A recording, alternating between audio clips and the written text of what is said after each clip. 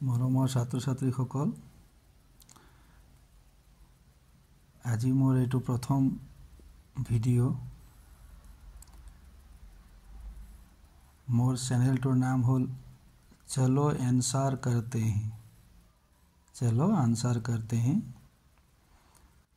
এই চেনেলটোৰ জৰিয়তে মই সকলো শ্ৰেণীৰ প্ৰথম, দ্বিতীয়, তৃতীয়, চতুৰ্থ, 5, 6, 7, 8, 9, 10 সকলো শ্ৰেণীৰ ছাত্ৰ ছাত্ৰীৰ সকলো বিষয়ৰ প্ৰশ্ন উত্তৰবিলাক মই ইয়াত তোমালোকক শিকাম, কৰাই দেখাম।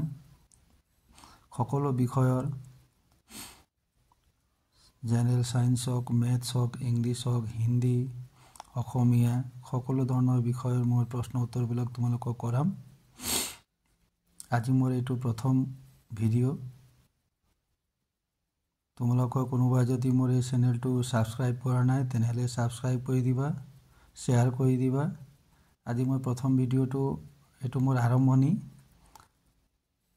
আজি আৰম্ভণিত মই এটা সৰু বিষয় লৈ আহিছোঁ যে কোনোবা এটা সংখ্যা আমি দেখাৰ লগে লগে কেনেকৈ গম পাম যে সেই সংখ্যাটো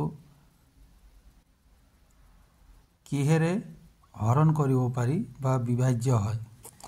ধৰি ল'লোঁ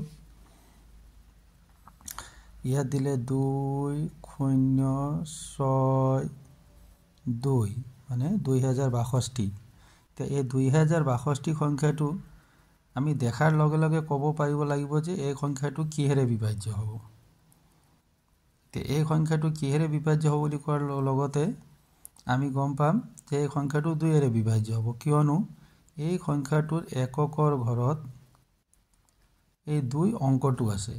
অৰ্থাৎ কোনো এটা সংখ্যাৰ এককৰ ঘৰত যদি 0, 2, 4, 6 বা 8 থাকে তেনেহ'লে সেই গোটেই সংখ্যাটো 2ৰে বিভাজ্য হ'ব, মানে 2ৰে হৰণ কৰিব পাৰি। তাৰ মানে আমি গম পালোঁ যে কোনো এটা সংখ্যাৰ এককৰ ঘৰত যদি 0ও নাই, 2ও নাই, 4ও নাই, 6ও নাই বা 8ও নাই তেনেহ'লে সেই সংখ্যাটো কোনো পধ্যেই 2ৰে হৰণ কৰিব নোৱাৰি।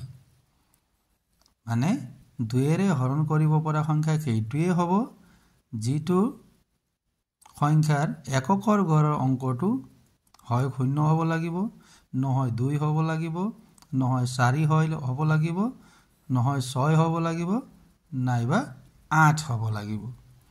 যদি 0, 2, 4, 6 বা 8 কোনো এটা সংখ্যাৰ এককৰ ঘৰত যদি নাই তেনেহ'লে সেই সংখ্যাটো 2ৰে হৰণ কৰিব নোৱাৰি বা 2ৰে সেই সংখ্যাটো বিভাজ্য নহয়।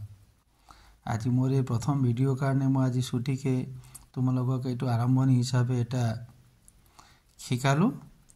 ভৱিষ্যতে মই কিতাপত থকা প্ৰশ্ন উত্তৰবিলাক তোমালোকক কৰি দেখুৱাম। আজি মোৰ এই প্ৰথম ভিডিঅ' আৰু মোৰ চেনেলটোৰ নাম হ'ল চলো আনসাৰ কৰতে हैं। তোমালোকে এই চেনেলটো ছাবস্ক্ৰাইব কৰি ল'বা,